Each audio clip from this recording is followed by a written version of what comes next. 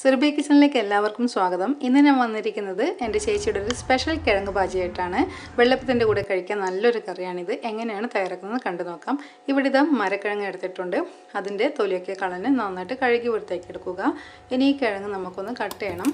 അപ്പോൾ ഷേപ്പൊന്നും നോക്കണ്ട, ഇതുപോലെ ഒന്ന് കട്ട് ചെയ്തെടുത്താൽ മതി.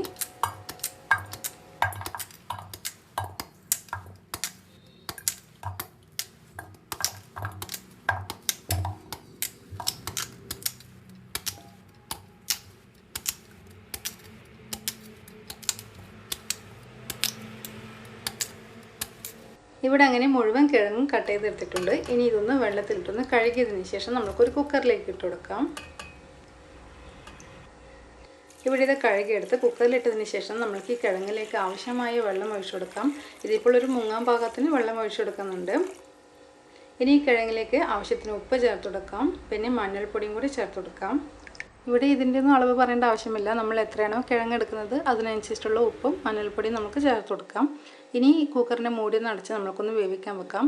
അപ്പോൾ ഇവിടെ ഹൈ ഫ്ലെയിമിൽ തന്നെ ഒരു 2 വിസിലിട്ടതിന് ശേഷം കുക്കർ ഓഫാക്കുകയാണ് ചെയ്തത്. ചില കിഴങ്ങിനൊന്നും കൂടുതൽ വേവുണ്ടാവില്ല, അപ്പോൾ ഒരു വിസിലിട്ട് തന്നെ മതിയാകും. ഇപ്പോൾ ഇതാ കുക്കറിൻ്റെ ആവിയൊക്കെ പോയതിന് ശേഷം ഒന്ന് തുറന്നിട്ടുണ്ട്. ഇനി ഇതിലെ വെള്ളമൊന്ന് ഊറ്റിക്കളയാം.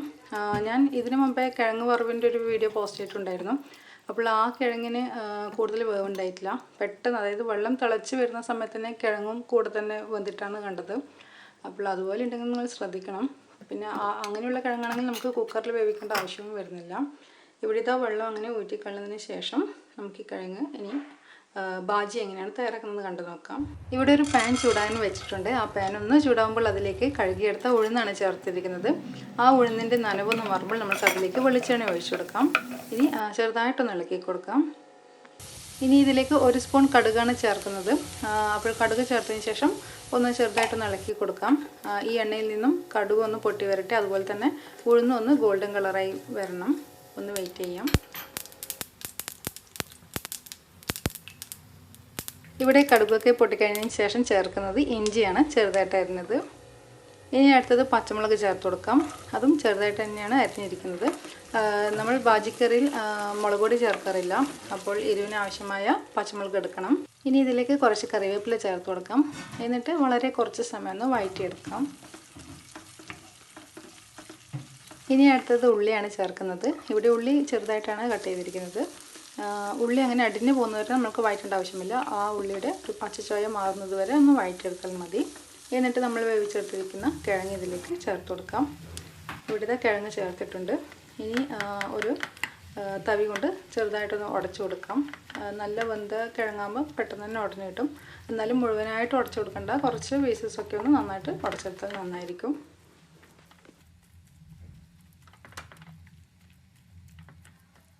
ഇവിടെ കിഴങ്ങിൻ്റെ കുറേ ഭാഗമൊക്കെ ഉടച്ചെടുത്തു. ഇനി ഇത് നന്നായിട്ടൊന്ന് മിക്സ് ചെയ്യാം. മിക്സ് ചെയ്തതിന് ശേഷം ഇതിലേക്ക് വെള്ളം ഒഴിച്ചെടുക്കാം. ഇവിടെ ഒഴിക്കുന്നത് ചൂട് വെള്ളമാണ് ഒഴിച്ചിരിക്കുന്നത്. സാധാരണ വെള്ളം ഒഴിക്കാം, അപ്പോൾ കുറച്ച് സമയം എടുക്കും തിളക്കാൻ വേണ്ടി. നമ്മൾ ചൂടുവെള്ളം ഒഴിക്കുമ്പോൾ പെട്ടെന്ന് കറി തിളച്ച് കിട്ടും. അങ്ങനെ ചൂടുവെള്ളമൊക്കെ ഒഴിച്ച് കറി നന്നായിട്ട് മിക്സ് ചെയ്തതിന് ശേഷം ഇതിലേക്ക് കുറച്ച് ഉപ്പ് ചേർത്ത് കൊടുക്കുന്നുണ്ട്. കറിയുടെ ടേസ്റ്റ് നോക്കിയിട്ട് ഉപ്പ് വേണമെങ്കിൽ നിങ്ങൾക്ക് ചേർത്ത് കൊടുക്കാം. കാരണം നമ്മൾ ആദ്യം കിഴങ്ങ് വേവിക്കുന്ന സമയത്ത് ഉപ്പ് ചേർത്തിട്ടാണ് വേവിച്ചിരിക്കുന്നത്. എങ്കിലും കുറച്ച് ഇടേണ്ടി വരും, നോക്കിയിട്ട് ചെയ്യുക. അപ്പോൾ ഇവിടെ ഈ കറിയിലേക്ക് നമുക്ക് തേങ്ങാപ്പാൽ ഒഴിച്ചു കൊടുക്കണം. അപ്പോൾ ഇവിടെ തേങ്ങാപ്പാൽ റെഡിയാക്കി വെച്ചിട്ടുണ്ട്. തേങ്ങ പിഴിഞ്ഞ് പാലാക്കാം, അല്ലെങ്കിൽ തേങ്ങാപ്പൊടി വെള്ളത്തിൽ കലക്കിയിട്ട് അങ്ങനെ എടുക്കാം. ഇവിടെ തേങ്ങാപ്പാൽ ഒഴിച്ചു കൊടുക്കുകയാണ്. ഇനി ഇവിടെ കറി കൂടുതൽ സമയം തിളക്കേണ്ട ആവശ്യമില്ല. തേങ്ങാപ്പാൽ ഒഴിച്ചതിന് ശേഷം നന്നായിട്ടൊന്ന് മിക്സ് ചെയ്യാം. മിക്സ് ചെയ്ത് ഒരു തിളക്കുമ്പോൾ തന്നെ നമുക്ക് കറി ഓഫ് ചെയ്യാം. കൂടുതൽ തിളക്കാൻ നിന്നാൽ തേങ്ങാപ്പാലൊക്കെ പിരിഞ്ഞു പോകും, അത് ശ്രദ്ധിക്കണം. അപ്പോൾ ഇതാ നമ്മുടെ ബാജിക്കറി ഇവിടെ റെഡിയായി കഴിഞ്ഞു. അങ്ങനെ കറി ഇതാ ഇവിടെ ഓഫ് ചെയ്യുകയാണ്. ഇനി നമുക്ക് ഈ കറി വെള്ളയപ്പത്തിൻ്റെ കൂടെയോ അല്ലെങ്കിൽ ചപ്പാത്തിയുടെ കൂടെയോ ഒക്കെ കഴിക്കാം. നല്ല ടേസ്റ്റി കറിയാണ്. നിങ്ങൾ ഇതുവരെ ട്രൈ ചെയ്ത് നോക്കിയിട്ടില്ലെങ്കിൽ തീർച്ചയായും ഈ കിഴങ്ങ് ബാജി തയ്യാറാക്കണം. എന്നിട്ട് അഭിപ്രായങ്ങൾ കമൻറ്റ്സ് വഴി അറിയിക്കാൻ മറക്കരുത്. അപ്പോൾ ഇതാ വെള്ളയപ്പം റെഡി ആയിക്കൊണ്ടിരിക്കുകയാണ്. നല്ല ചൂടോടുകൂടി വെള്ളയപ്പവും ബാജിയും നല്ല ടേസ്റ്റിയാണ്. അപ്പോൾ നിങ്ങൾക്ക് ഈ വീഡിയോ ഇഷ്ടപ്പെട്ടിട്ടുണ്ടെങ്കിൽ ഒരു ലൈക്ക് കൊടുക്കാൻ മറക്കരുത്.